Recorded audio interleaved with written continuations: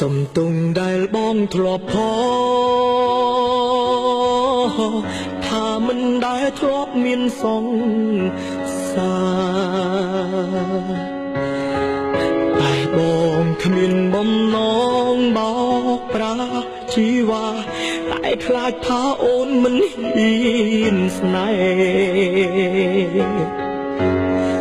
ឈប់យំទៀតទៅបានទេ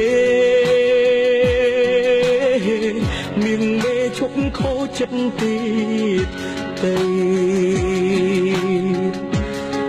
មើលឃើញបងល្អខ្លាផងណាពេលទៅកុំគិតបងក្នុងផ្លូវអាក្រក់ទេមនុស្សប្រុង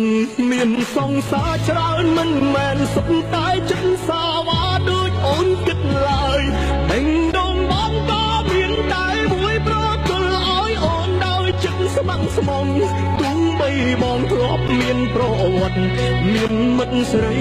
រាប់មិនអង្គួរឈរធွာទោះបីបងមានសង្សារច្រើនក៏បងមិនមែនព្រានីរីឡើយចង់ស្វែងរកសូមភៈមង្គលម្នាក់នោះគឺជារូបនិមល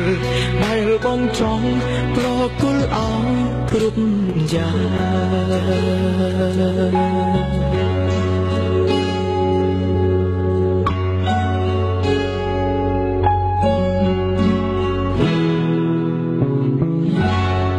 មិនមែនបងចង់បាយទេស្នេហ៍មិនចង់សំរងគ្នាជួនកាលគឺគេអ្នកប្រើពីលាឲ្យបងមានថ្មីច្រើនលើកច្រើនសារមនុស្សប្រុងមានសង្សារច្រើនមិនមែនសុទ្ធតែចិត្តសាវ៉ាដូចអូនគិតឡើយបេងដូងបងក៏មានតែមួយប្រទល់ឲ្យអូនដោយចិត្តស្ម័គ្រស្មងទោះបីបងធ្លាប់មានប្រវត្តិ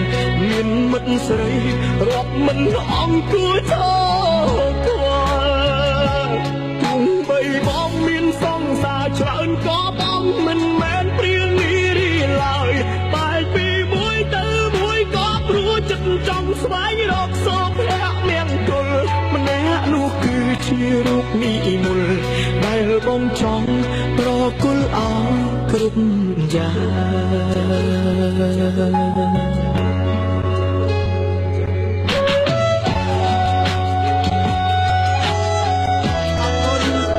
ងពុកម៉ែបងប្អូនបងប្រុសបងស្រីទាំងអស់គ្នាបាទអរគុណច្រើន